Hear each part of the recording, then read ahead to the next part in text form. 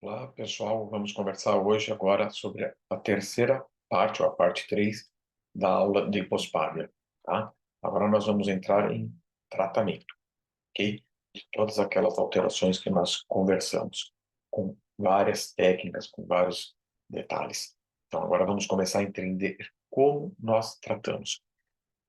Hoje nós vamos ver na forma de PowerPoint, mas nós temos aí no nosso canal, no meu canal, várias cirurgias de hipospádia para complementar a aula. Várias correções cirúrgicas, tanto da transposição, como do tratamento de hipospádia, da cirurgia, que vai acrescentar. Então, olhe depois nos vídeos que temos no canal, terminando a aula, para vocês verem propriamente dito a cirurgia. A cirurgia é extremamente demorada, leva algumas horas, mas os vídeos são editados, são curtos, de forma que vocês vão ver um procedimento cirúrgico, as etapas principais, em 10, 15 minutos de vídeo editado. Vamos lá começar, né? Primeiro, quando nós vamos falar de hipospádios, tem que fazer uma avaliação pré-operatória e exame das gônadas, ok? Para saber se nós estamos falando de uma hipospádia com clitorquidia, os testículos estão fora do lugar, ou se estão tópicos, ou se estão criptorquídicos, ou se nós estamos falando de uma menina, né? Então, precisa pedir, às vezes, cromatina sexual, verificar se é homem, se é mulher, de acordo com a topografia, se tem testículo, se não tem, né? Se tem o tricolo prostático, às vezes você não consegue nem sequer sondar o paciente para começar o procedimento cirúrgico, tá ok?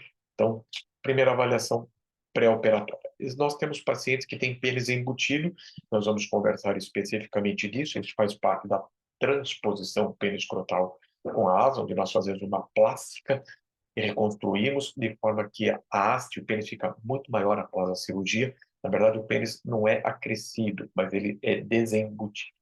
Mas para quem tem hipospádia, às vezes, muitas vezes tem um pênis realmente pequeno, tá? Hipodesenvolvido, porque faltou hormônio durante a gestação, excesso de hormônio feminino, aquelas coisas que nós já conversamos, ele não desenvolveu. Para quem tem o pênis pequeno ou micro pênis, nós usamos testosterona, podemos formular ou fazemos intramuscular ou na forma de creme. Na forma de creme funciona muito bem, tá? Numa tenra idade, uma criança pequena, quando nós tratamos com creme de testosterona, é feito uma formulação específica para isso, não existe no mercado pronto, tá? Costumamos ter uma boa resposta, um bom crescimento peniano, ok? Isso é para o tratamento dos pênis pequenos. Quando nós falamos em tratamento, né, procedimento cirúrgico, nós temos que primeiro corrigir o encurvamento, o cordi, tá, ok? Primeira coisa é corrigir o encurvamento. Depois de corrigir, essa é a primeira etapa cirúrgica. Depois da segunda cirurgia, a correção da uretra. Correção da rotação, junto com a correção da uretra, você corre a rotação peniana, libera as peles e faz a liberação de pele, liberação de todo o tecido fibrótico periuretral, que é retirada do cordi, liberação da uretra. Quanto à rotação, você, devido aos curvamentos, temos que utilizar algumas técnicas cirúrgicas, nós vamos conversar das três técnicas, Nesbitt, Baskin e corporotomias, que é uma das três técnicas. De acordo com o grau de curvatura, você vai optar por uma das técnicas, tá ok? Os graus mais intensos, a curvatura mais intensa, nós vamos optar por corporotomia, tá? Avaliação da redução do pênis, micropênis, ou alongamento, ou da retalho para desembutir. Isto pode gerar algumas cirurgias, ok? As mais distais a gente costuma corrigir em um procedimento só. As mais proximais, onde tem cordi severo, transposição severa, vício de rotação, geralmente é mais de um procedimento cirúrgico, ok? Vamos lá. Temos que avaliar a qualidade da uretra, se ela é hipoplásica ou não, né? Qualidade da placa uretral, que já foi conversado na aula anterior, se ela é mais sulcada ou menos sulcada. Qualidade do corpo esponjoso da uretra, que é a circulação sanguínea do corpo da uretra, é o corpo esponjoso que envolve, tá? Presença de asas, né? E o tamanho da glande. Às vezes você tem paciente com a glande é tão achatada, tem tão pouco tecido glandar, e ela não é sulcada, que fica difícil você fazer uma neuretra e envolver essa neuretra com a glande, tá? Temos pacientes que a glande é muito pouca e às vezes a gente tem que entrar com tratamento de testosterona para tentar melhorar a qualidade do pênis e da glande para permitir o procedimento cirúrgico, mas tem pacientes que realmente têm uma glande muito atrofiada, muito pequena, ok? Bom, a primeira etapa que a gente faz é avaliar se está torto o pênis, o cordito, ok? Quanto mais proximal, maior a corda, mais torto é. E a primeira etapa é corrigir esse entortado. Imagina, você olha assim o pênis com a uretra aqui onde estaria esse meu dedo, e isso no pênis torto. Na hora que você endireita, ela foi mais para baixo. Porque é assim, você endireitou, ela foi mais para baixo. Então, uma hipospádria que parece ser médio peniana, um cordi severo, um cordi. Na hora que você endireitou o pênis, o que era médio passou a ser proximal, ok? Isto ocorre sempre. Então, quando você tem um cordi, um curvamento peniano, a hipospádia ela é mais baixa, uma classificação pior, uma classificação mais proximal do que o que aparentemente é, ok? A uretra está aqui, observe o encurvamento. Bom, certo? A uretra está aqui para baixo, observe quanto está torto. E observe que é uma glande achatada e uma glande curta. E outra, sem suco, ok? Uma glande de uma qualidade ruim, ok? Porque você não tem tecido para fazer um suco, fazer um tubo aqui no meio e recobri-la, e cobrir, abraçar a neuretra feita. É uma glande ruim. A gente dá jeito? Dá, mas mais trabalhoso, ok? Para tratamento destas curvaturas, tá? Nós temos três técnicas. Uma chamada Nesbit. A Nesbit, Nesbit e o Baskin, ela também é usada em pacientes adultos sem hipospada por uma doença chamada Peyronie.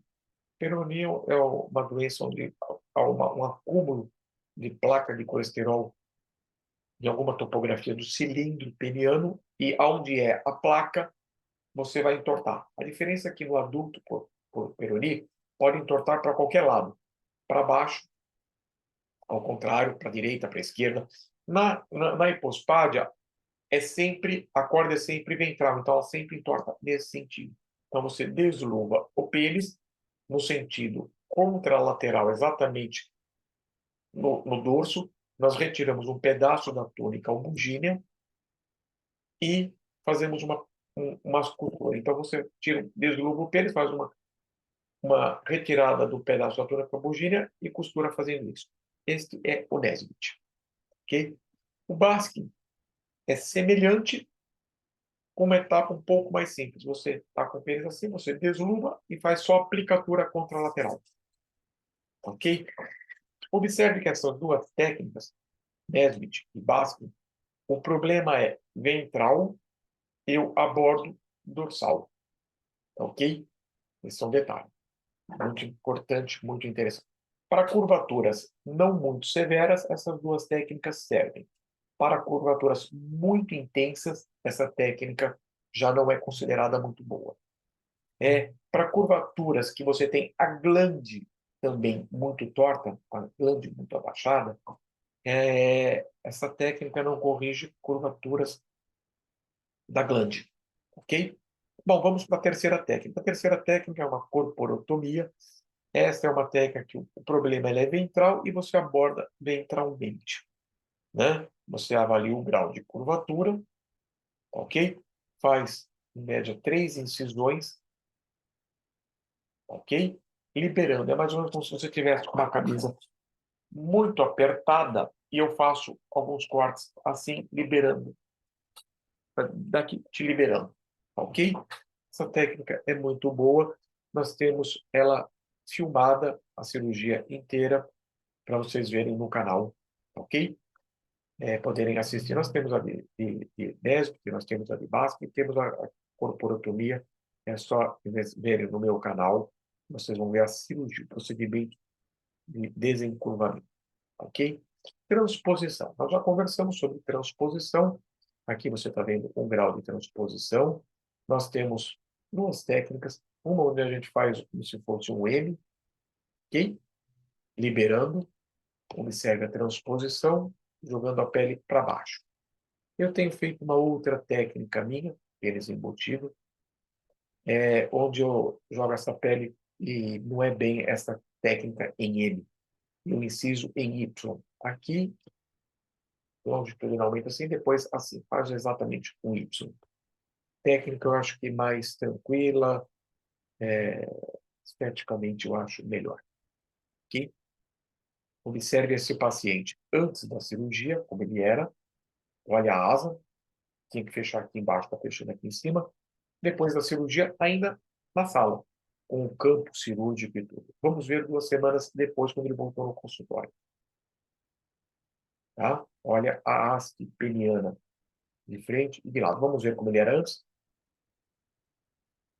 Então, observe que essa plástica peniana, rotação de retalhos, mudança de jogando o escroto, a pele do escroto para baixo, muda muito a aparência, melhora muito o comprimento do pênis. Ok? Observe este outro paciente meu, olha a transposição, abraçando o pênis, ok? E vamos ver depois da cirurgia. Bom? Então, observe que faz diferença, essa cirurgia melhora muito. Observe esse rapazinho, o pênis extremamente embutido, extremamente pequeno, tá? Você não está vendo nada, você só está vendo o prepúcio, você não está vendo nem o pênis, tá? Você só está vendo o prepúcio. Depois da cirurgia, fizemos a retirada de gorduras também. Olha como mudou, tá? Olha o que ele tinha, nada, simplesmente nada. E aqui, inclusive, sem o prepúcio, né? Nós retiramos o prepúcio. Aí você só via o prepúcio, nem o pênis. Ok? Então, melhorou muito. Observe este paciente, transposição, sempre transposição bem associada. O que tinha de pênis, na verdade, você não tinha nada. Isso aqui é só prepúcio. O pênis começava daqui para baixo, tá? Isso é só o prepúcio. O que parece ser pênis aqui é uma pelinha. Depois da cirurgia, tá? E retirado o prepúcio. Ok? Vamos conversar agora sobre algumas técnicas cirúrgicas, ok? Vou precisar de bastante atenção, né, nesse momento, porque para quem é cirurgião e está acostumado com ela, muito tranquilo. Para quem não é, vou precisar da atenção de vocês. Tudo começou, vamos começar com o Duplay. Tudo começou com o Duplay em 1874. Ele desenvolveu uma técnica para uma neuretroplastia, fazer uma neuretra. Essa técnica foi usada muitos e muitos anos, mas dava uma quantidade de complicações muito grande. Tanto é que o número de cirurgiões que gostam de mexer com hipospádia são muito poucos, ok? Porque tem uma série de detalhes. É uma cirurgia de detalhe, é complexa, temos que usar lupa, maximizar, aumentar a imagem, use lupa cirúrgica. É uma cirurgia de detalhe, ok? E 120 anos depois, vieram surgindo algumas outras técnicas no meio do caminho, mas 120 anos depois, em 1994, Snodgrass fez 2 adaptações na técnica do Duplay que melhoraram muito, tá? Então, hoje, o, o problema que nós tínhamos na técnica do Duplay foi muito minimizado com as adaptações que o Snodgrass fez, ok? E vamos conversar de algumas outras técnicas associadas. Vamos começar? Vamos lá. Duplay, 1874, ele escreveu o seguinte: vamos fazer uma incisão em U, do topo da glande até abaixo do meato uretral. Toda incisão forma 2 bordas, ok? A borda medial e a borda lateral. Como é um U, então você tem 2 bordas de um lado, 2 bordas do outro. 2 mediais, 2 laterais. Ah, doutor, não entendi. Imagina o seguinte, isso aqui é uma blusa fechada. Eu cortei um corte, virou 2 bordas. Na hora que eu fiz um U, duas bordas de um lado, duas bordas do outro. Coloco uma sonda no meio e as bordas mediais eu costuro. Virou um tubo. Aí as bordas laterais eu fecho em cima, reconstruí o pênis, fechei. Observe que, muito lógica, não tem dificuldade nenhuma em entender essa técnica, mas você tem uma sutura longitudinal, né, da neuretra, e aqui da pele uma sutura longitudinal em cima da neuretra. As duas suturas, a externa e a interna, estão juntas, paralelas, né, subindo juntas. Com o processo inflamatório desse, a gente usa um fio aqui, que é um fio absurdamente fino, é um PDS 60. PDS é um fio monofilamentar, absorvível. 60 é um fio, acredite, da espessura do fio de cabelo de muita gente, tá? Ou até mais fino que muitos fios de cabelos, tá? Se pegaram algumas pessoas que têm cabelo mais grosso, como um japonês, por exemplo, ou um asiático, com certeza o PDS é mais fino do que o fio de cabelo deles, ok? É um fio muito fino. Ele não é feito para suportar tensão, uma tração. Ele é para juntar, para aproximar. Durante o processo inflamatório de cura, de cicatrização, existe um edema, ok? Neste edema, então eu costurei aqui na frente, neste edema que vai ocorrendo, eu faço uma tensão. No que eu faço uma tensão, pode estourar pontos, tá? Fazendo deiscência ou fístula. Esse é um problema que o Duplay tinha. Fazia parte, era extremamente comum acontecer isso, tá ok? Um outro problema que existe é o seguinte: aqui é uma área cruenta, como o leigo costuma falar, né? Quando você cai e machuca, rala, né? Atacar me viva. É o vocabulário que uma pessoa leiga usa, o povo usa, né? Tá ralada, uma carne viva, sangrante, né?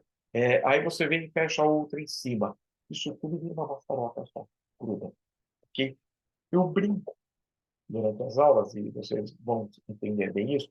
Para quem não é filho de médico, deve ter passado por essa situação, tá? É um exemplo aqui.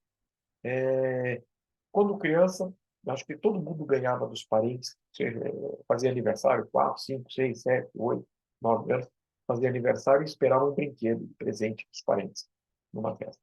Sempre tinha aquele parente que vinha com um pijaminha de flanela. Pijaminha, calça comprida, manguinha comprida, bem aflanelado. Além de você quase ignorar, desconsiderar aquele presente que você, criança, queria um brinquedo e não uma roupa, né? Para você, roupa, quem compra são seus pais, né? E não para ficar ganhando de presente. Além de desconsiderar o presente pijaminha, né?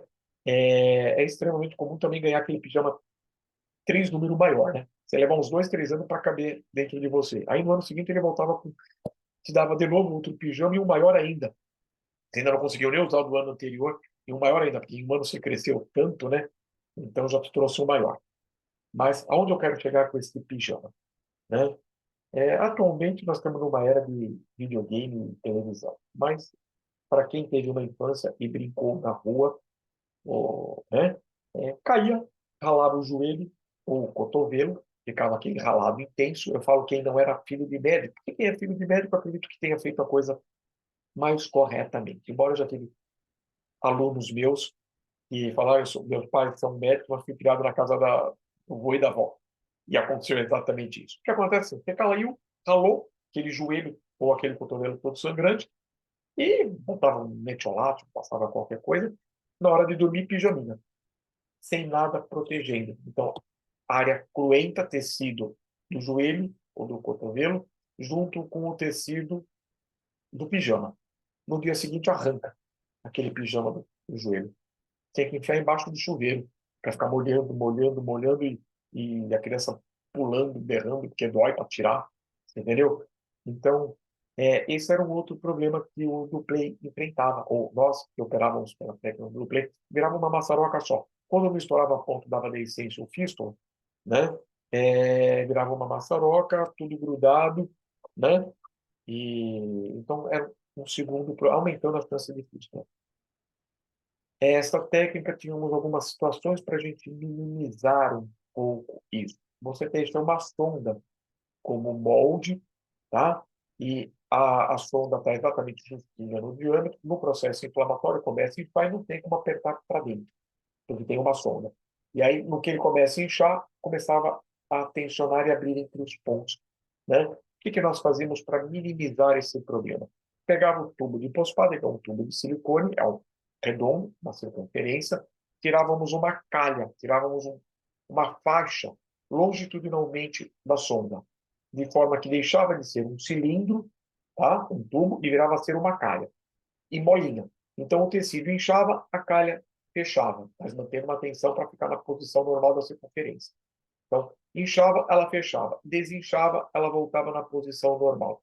Era o que nós fazíamos para minimizar esse problema. Ok? Bom, o duplê é isso. Fazíamos um U, uma outra forma de ver o desenho, tá?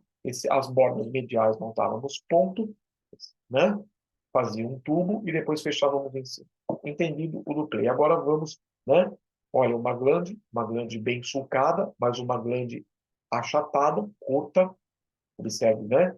O meato uretral está aqui. Uma glande, ela é sulcada, mas olha como ela é extremamente curta. Não é cônica. Ok?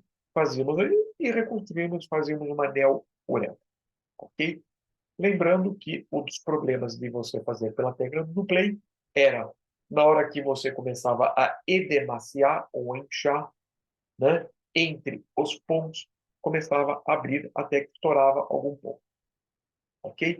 Aí, 120 anos depois, vem o do play com duas ideias fantásticas.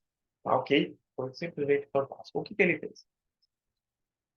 Fazemos o U e no meio da pele desse U, nós fazemos uma incisão longitudinal e deixamos ela aberta. Então, as bordas laterais nós fechamos, tá ok? Quando o tecido está pouco inchado, faço o U, em um paciente deu de verdade, e no meio aqui eu faço uma incisão liberadora na porção posterior. Pessoal, o melhor exemplo que eu consigo dar para raciocinar é o seguinte: imaginem vocês que eu sou bem gordinho, vou para uma festa e de pé a camisa fica fechada bonitinha. Na hora que eu sento, os botões, entre os botões, abrem, como nós vimos aqui nessa camisa. Acontece exatamente isso, tá? Eu não quero que aconteça isso. Eu não tenho condições ou disponibilidade para comprar uma camisa maior e eu não quero que aconteça isso. O que que eu faço? Eu vou nas costas da minha camisa e faço um corte longitudinal. Então, poxa, rasguei a camisa, cortei. Sim. Quando eu estou de pé, esses botões, a camisa está bonita. Quando eu sentei, que teoricamente é como se ele demaciasse no processo de cicatrização, fazendo um paralelo, vai acontecer isso. Se eu tiver um corte atrás da camisa, atrás vai abrir quando eu sento. Eu levantei, atrás fecha, certo? Como o processo inflamatório vai durar alguns dias, no processo de cicatrização, depois ele regride. Regrediu, atrás fecha e cicatriza atrás também. O importante é não fazer tensão nos pontos da frente. Então, essa incisão liberadora na porção posterior salvou o mundo. Bom, no exemplo da camisa, o cara está com a camisa rasgada, ele não vai poder ir numa festa com a camisa rasgada. Atrás eu tenho um paletó, um blazer, que ninguém vai ver que tem um corte. O importante é que na frente eu fique alinhado. Na frente não sofra tensão na sutura. Atrás eu tenho um paletó, um blazer. E no pênis, o que que eu tenho? Eu tenho dois corpos cavernosos. Tá bom? Eu só estou cortando entre a sutura, entre o meu U, soltando a liberação. Eu tenho dois corpos cavernosos, toda a espessura do pênis para trás. Então, esta ideia funcionou como uma luva. Perfeito. Ok? Bom, aí nós temos o segundo problema. Uma sutura longitudinal junto com outra sutura longitudinal. Tá? Aquela história do pijama grudando no teu joelho. Ok? E que virava uma maçaroca só e aumentava a probabilidade de fístula. E se eu tivesse que reabordar também, a tudo aderir. Desgrudar essa pele da minha neo-uretra, uma reabordagem cirúrgica, virava um risco, né? Uma tortura. O que que o Snodgrass desenvolveu na ideia? Levou 120 anos para alguém ter essa ideia genial, ok? Vamos pegar a gordura do capuchão. O capuchão normalmente nós retiramos, ok? Faz parte retirar o capuchão da técnica. Nós usamos a gordura dele, ok? O capuchão funciona. Você tem a mucosa, a pele de dentro, a pele de fora e a gordura no meio. A pele de dentro e a pele de fora eu jogo fora. Esta gordura eu vou usar. Ela está nas costas, no dorso do pênis, eu jogo para frente, recobrindo a minha sutura. Eu escondi a minha sutura. Essa cobertura aqui funciona como se fosse uma pomada, onde você que ralou o joelho, pegou uma pomadinha com uma gaze e cobriu em cima. O teu joelho não vai grudar no joelho, na gaze, porque você tem uma pomada, ok? Então, você protegeu. Aí você colocou a pomada, uma gaze, e aí você vestiu o teu pijama, perfeito. Quando você tirar o pijama, não vai estar grudado. Quando você tirar a gaze, também não vai estar grudada. Ela está embebida com uma pomada que é uma base oleosa, ok? É exatamente isso que o Snow de Grass fez. Você tem duas formas de passar essa gordura para frente, tá? É o dart. Uma, na forma de vestir, nós fazemos um furinho aqui no meio e de trás como uma camisa. De trás, a gente faz um corte e faz isso, ok? Ele vem para a frente. Nós temos vídeos de cirurgia demonstrando essa técnica. Então, terminando a aula, procure no canal. Nós temos vídeos de eu coloco como vestir, né? Retalho de dar, vestir. E o outro é a técnica rodar. Quando a gente pega daqui e faz isto, ok? Deixa eu pegar um exemplo. 2 minutos. Vamos entender. Vou pegar um pedaço de papel.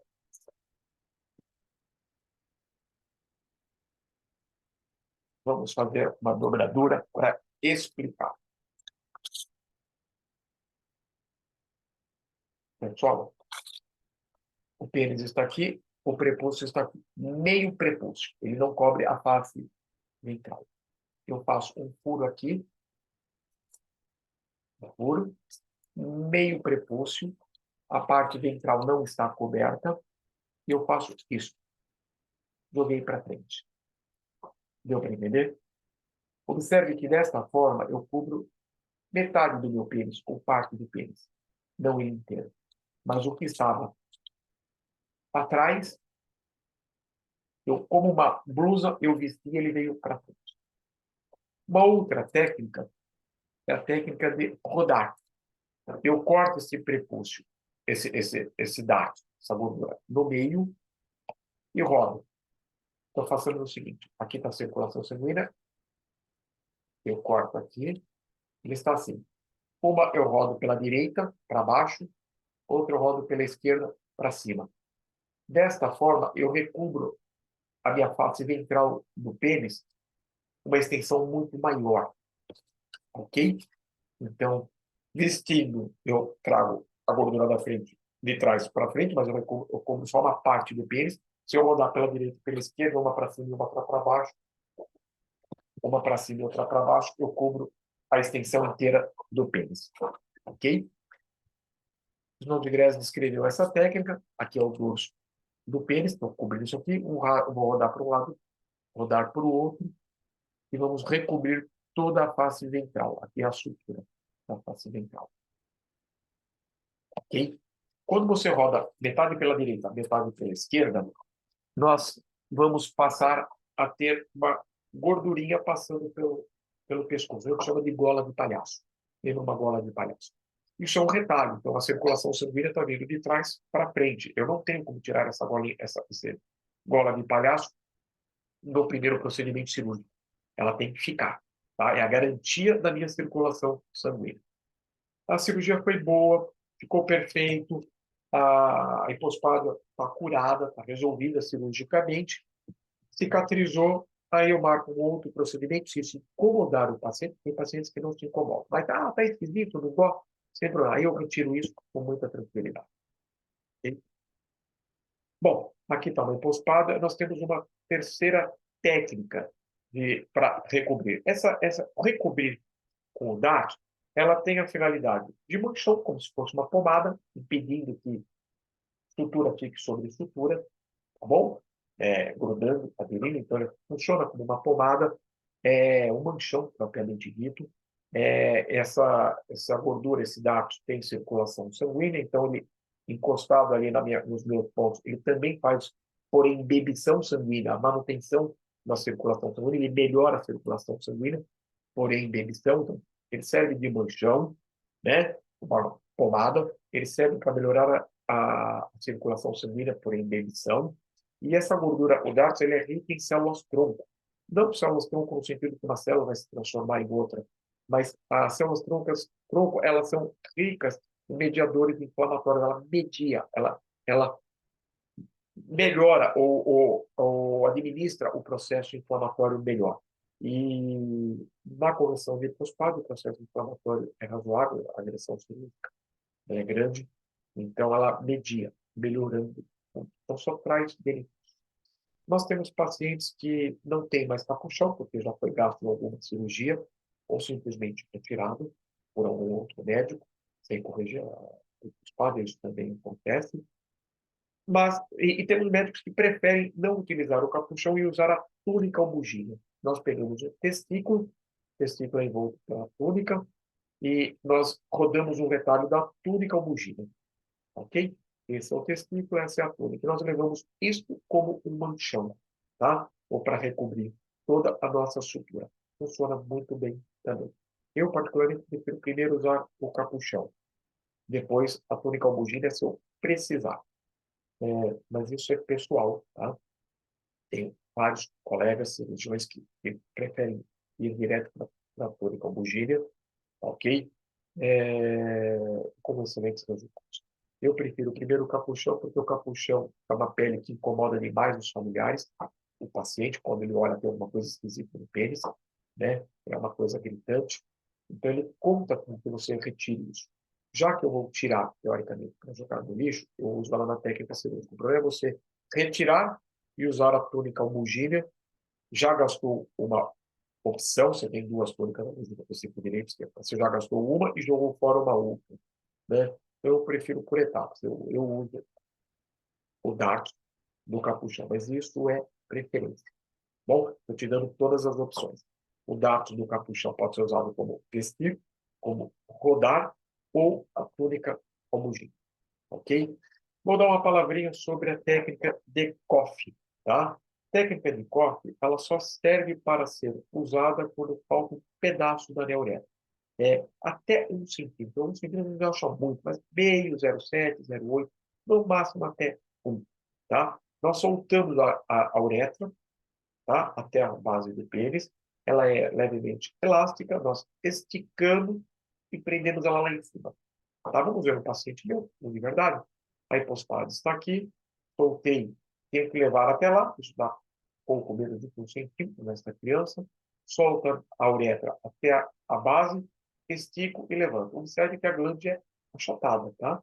Observe que essa glande não é, né? Eu só estou chamando a atenção que a hipospádia não é só hipospádia, é um complexo hipospádio, ok? E levanto. Essa técnica tem suas vantagens. Você não faz uma neuréter. A uretra é dele mesmo que você só deu uma esticada. Você não dá um ponto nessa neuréter. Então, a chance de você ter estenose tende a zero.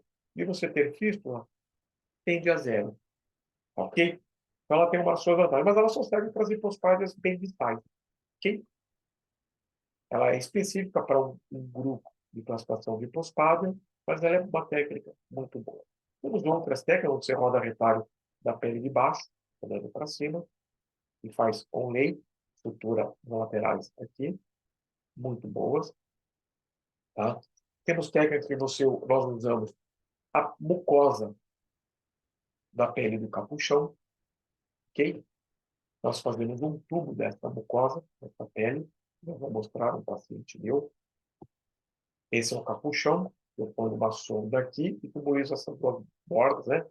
Essas duas bordas, e levo lá para frente. Vamos ver o paciente, tá? Certo? Esta borda que o anastomólogo aqui a sonda, vocês estão vendo a sonda, por exemplo, misturar, deixando aqui, tubulo anastomólogo aqui e esta borda ali. ok? A técnica é muito boa, ok? Olha aqui. Fazemos um tubo, né, do prepúcio, ok? Um tubo do prepúcio. Que pode ser feito ele arredondado, tubo total, ou posso fazer ela on-lay, né? Faço um nó na placa uretral e costuro a borda aqui e depois a outra borda aqui. A gente chama de on-lay. Meia calha, né? Meia calha. Você tem. Deixa eu pegar um papel para mostrar para você. Você tem aqui, meia calha, eu venho com a outra e costuro aqui. Certo? Faço isso. Certo? Ok. Bom, nós temos, às vezes, combinações. Às vezes, a gente sempre opta por retalhos, tá? Rodar tecidos de um lado para o outro, porque vai com a circulação sanguínea. E a taxa de sucesso é maior. Mas temos situações onde o paciente já foi multioperado. Já teve pacientes que chegaram para mim, olha, doutora, falar o número parece até um exagero, mas eu já tive paciente adulto, eu operei adulto, que chegou para mim dizendo que fez 23 cirurgias. Tá? Eu acredito que esse número não é verdadeiro, 23. Vocês vão entender. Para o paciente, ele acha que é 23 cirurgias. É extremamente comum em crianças, quando nós vamos refazer o curativo, a criança não deixa, não colabora, não estressa, chora, briga, esperneia, se torce, roda de um lado, tem que ter 3, 4 pessoas segurando, né? E a troca do curativo vira um trauma, ok? Para minimizar os problemas, a gente leva para o centro cirúrgico, peda, ela está anestesiada, troca-se o curativo com toda calma, com toda tranquilidade. Mas para os pais, para o paciente, ele saiu de casa, ficou em jejum 8 horas, porque para anestesia tem que ter 8 horas, né? Internou, jejum, foi para o centro cirúrgico, foi anestesiado, teve recuperação pós-anestésica, foi para o quarto, fez, para ele contou com uma cirurgia. Às vezes acontece no paciente perder a sonda ou ter que fazer trocas de sondas periódicas por uma questão de fístula. Imagina você trocar a sonda de uma hipospada de uma criança pulando, esperneando, se torcendo, rodando, berrando. É um trauma. E uma situação caótica. Não tem como fazer isso. Ou eu, pelo menos, eu não faço isso. Então, do mesmo jeito, interna, jejum, absente cirúrgico, anestesia. Dorme, a anestesia é uma inalação, mas é uma anestesia geral. É uma inalatória, com uma anestesia geral. A criança dorme tranquilamente, eu faço o procedimento com muita calma, tá? Para o paciente, foi operado? Não, não foi operado. Mas para o familiar, para o paciente, ficou em jejum, internou, foi para o hospital, foi para o centro cirúrgico, anestesia geral, acordou, foi para RPA, recuperou da anestesia, foi para o quarto para depois ter alta. Ele contou. Então, muitos pacientes, quando eu falo que um paciente que ele chegou para mim, de outro colega médico, doutor, vim aqui ver para ver se o senhor consegue me ajudar, mas eu já fiz 23 cirurgias, talvez tenha feito, sei lá, 7, 8, 10. O resto foi trocas de curativo, o resto foi trocas de sonda. Mas o que eu quero dizer é que, assim, não é incomum chegar paciente para mim com algumas cirurgias já feitas. E já gastou tudo que tinha de retalho. Já não tem mais capuchão, já não tem retalhos loco-regionais, já tem uma pele toda fibrosada, toda cheia de suturas, de pontos, de uma pele feia.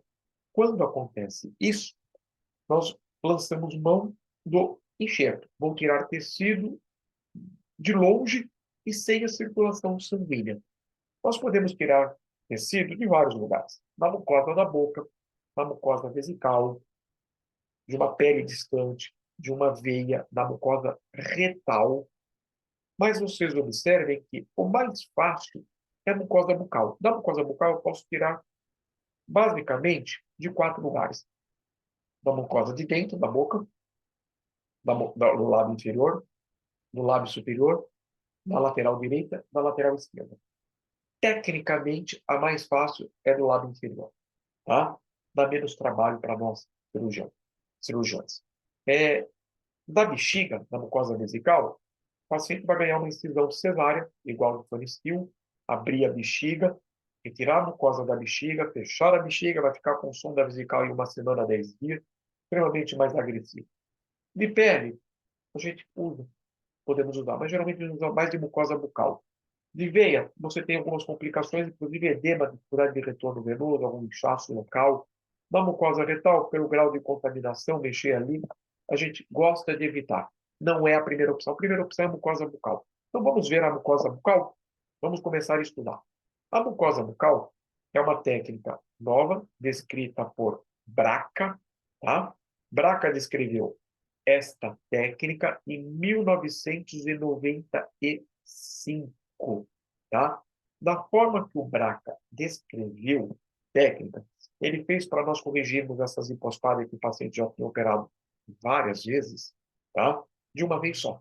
Uma única, de uma forma só, eu corrigiria essa hipospadia.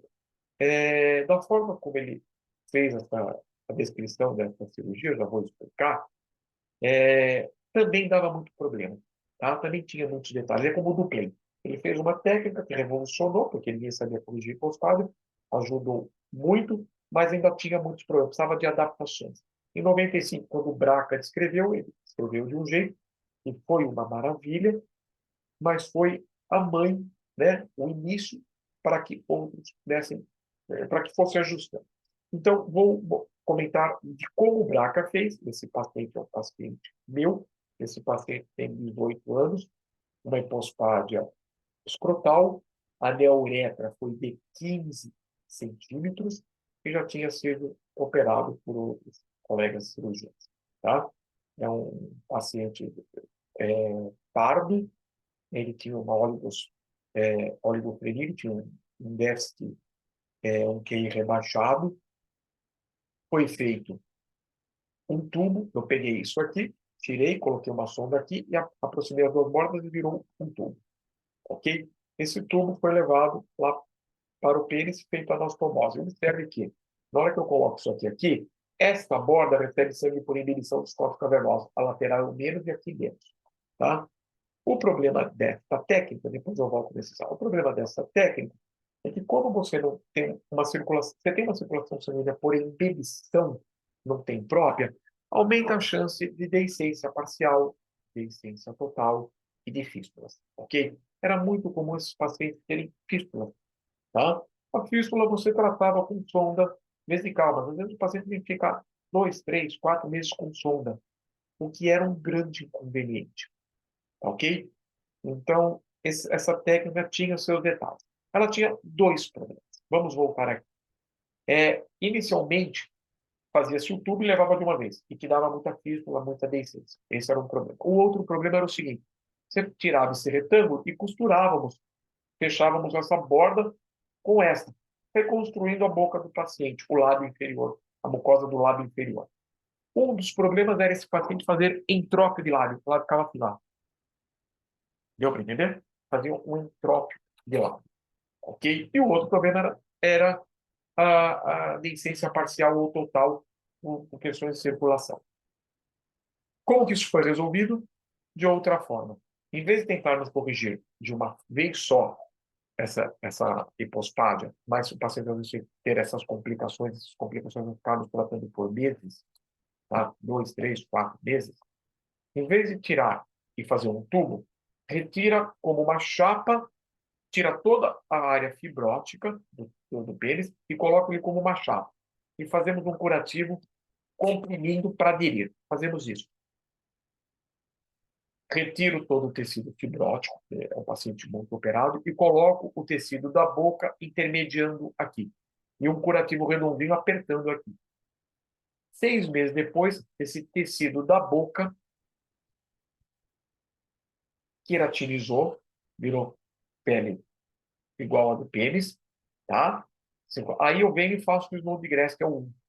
Então, e a boca, que também fazia entrópio, se a gente costurasse, fechasse, a gente não fecha mais, deixa ela aberta, vira como se fosse uma grande afta, ok? Ah, é chato, mas sim. Uma grande afta, você usa pomadas com antibiótico, com corticoide, com anestésico, tá? Um combo de remédio, um anestésico, antibiótico, corticoide, tá? Ele vai usando 3, 4 vezes ao dia essa pomada para aftas, que não é uma afta, uma ferida que nós deixamos aberta, isso fecha e cicatriza, sem fazer um entrope de lado, ok? 6 meses depois, nós pegamos e fazemos uma técnica de Snow de Graça, ok? Basicamente é isso, ó. Aqui a pele da boca, tá? Antes era um tecido cheio de fibrose, todo ferrado. Transformamos num tecido novo, saudável, para reconstruir. Olha a glândula como é achatada, tá? Observe as glândulas achatadas. Certo? Então, o que o Braca fez era tentar reconstruir num tempo só, nós transformamos em 2. Tá? Nós, assim, foi mudando a técnica, como do Play e o João de Grécia. O Braca foi sofrendo adaptações positivas. Ok? E aí, dessa forma, nós levamos, né, as neuretras lá para cima, ainda falta mais um pouco nesse paciente. Ok? Pessoal, vamos dar alguns detalhes. A hipospádia não pode ser usado sonda de Foley na cirurgia de hipospádia. Nós temos que usar uma sonda de hipospádia, um molde de hipospádia, um tubo de silicone, da qual não pode ter cuff. Ele tem este chapeuzinho para prender. Por que não pode ter cuff? Porque ele vai assim, e aí ele toma um pontinho nesse chapeuzinho e na glande. Ok? Fica desse jeito. Por que não pode? Porque observe numa sonda de Foley, aqui você, olhando aqui, você sabe onde está o cuff? O cuff é esse? Você sabe onde está? Não, não sabe. Quando você insufla, está aqui o cuff. Quando você insufla uma semana, 10 dias, 2 semanas depois, aqui tem 10 frente, aqui fica tudo enrugadinho para fora, tem 11. Tudo enrugadinho para fora. Tem uma bexiga de festa que você, quando nova, ela tem um diâmetro. Você encheu. Quando você desincha, toda a flácida maior. Aqui acontece a mesma coisa. Imagina você puxar essa sonda, tá? Isso aqui está dentro da bexiga e ela vai passar pela tua neouretra, onde tem um monte de pontos, um fio 6 zeros, que é mais fino do que um cabelo. Você passa, a tua neouretra tem o diâmetro da tua sonda, ficou 10 frente, e quando passa aqui tem 11. Você passa arrancando, destruindo a tua cirurgia. Então, não pode ser usado sonda de Foley, ou se você usar o Foley, não pode insuflar o câncer. O curativo, nós usamos um curativo com Coban. Coban é uma faixa levemente elástica que ajuda a diminuir sangramento, tá? Diminui um pouco o edema e diminui o sangramento, tá ok? Complicações que uma cirurgia de pós-pádia pode ter. Se algum cirurgião que vai operar de pós-pádia do seu parente, do seu filho, falar que probabilidade de complicação é zero, ele está limite, tá? Nós estamos agindo com probabilidades. Existem probabilidades maiores e menores de acordo com a classificação, de acordo com o grau, de acordo com as fibroses que o paciente tem tecido, não tem tecido, já foi mexido, não foi mexido. Bom detalhe. Mas é probabilidade. Zero não existe. É uma cirurgia complexa e tem que ser feita por quem mexe, por quem está habituado a trabalhar com isso. Ok? Não pode ser por algum médico que não tem uma experiência, uma vivência adequada. Mas vamos lá. Qualquer cirurgia pode ter infecção. A infecção daria uma deiscência, tá? A deiscência poderia ser total, por exemplo, tudo que você operou e voltou à base onde era a impostável, ou parcial, tá? Então você leva a uretra daqui para lá e perde uma parte.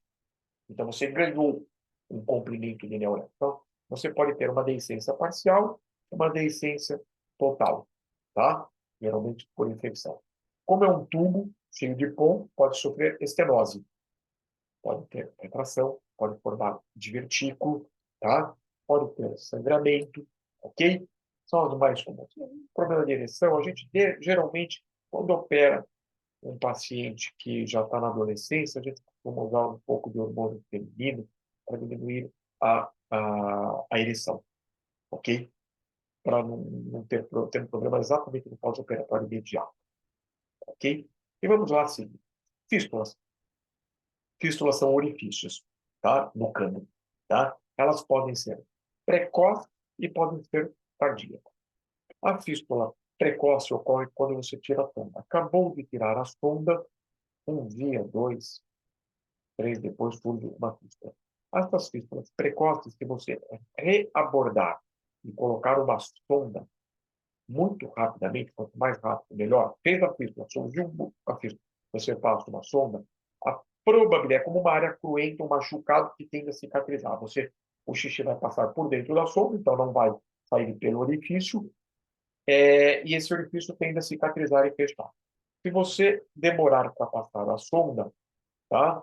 Você tem um furo no meio do caminho. Cada vez mais o xixi sai por esse buraco, além de alargar esse buraco, que está no meio do caminho, com o decorrer dos dias, esse buraco, as bordas do buraco, matura, queratiniza, e aí não fecha mais, só por outra cirurgia. Então, primeira coisa, abriu o orifício, sonda, de imediato, instantaneamente, o mais rápido possível. Passou uma sonda, a probabilidade de você tratar na sonda é muito grande. Quanto tempo de sonda? Olha, Kleber, eu costumo dizer que eu preciso pelo menos 30 dias a mais de sonda depois que eu olhei a pele e achei que o buraco fechou. Porque eu tenho que, esse recém-machucado, sabe aquele machucado que vira uma casquinha? Se você cutucar, sai. Então, acabou de cicatrizar, é uma casquinha fecha recente. Se eu tiro a sonda e começa a passar xixi, pode ser que ela volte. Então, eu olhei o orifício externamente, achei que está fechado, 30 dias de sonda para mim é garantia. Tá? Quanto isso requer de sonda para o paciente? Varia.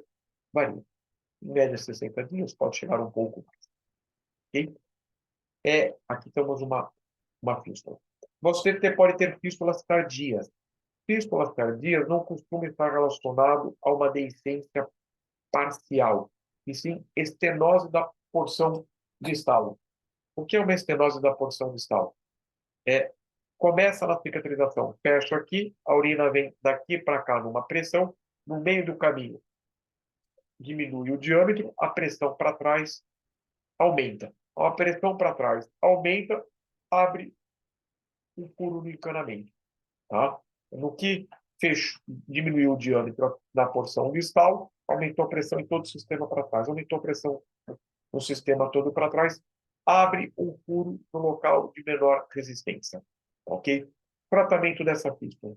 Também sonda. Na verdade, você pega uma sonda, calibra a uretra para saber qual é o diâmetro, confirmou que é uma estenose, você calibra, dilata com sondas. Então, você fez uma neo-uretroplastia com 10 frentes. Aí o paciente te aparece 6 meses depois com uma fístula. Aí você vai lá, calibra. Aí você observa que ela está em 6 frentes, aquela parte apertadinha. Tá? Está em 6 frentes. Então você vai pegar outras sondas, você calibrou para 6, né? Em 6, dilata até 10 e deixa uma sonda 10. Ok? Então você calibra, dilata e mantém a sonda e vai acompanhando. Ok? Fístula é isso. É um furo no encaramento. Ok? Ok? Fístulas. Tem pacientes que dão muito trabalho com fístulas. Graças a Deus, os meus eu costumo, na maioria das vezes, resolver com uma sonda. Tem casos que saem para cirurgia, sim, mas são exceções. Ok?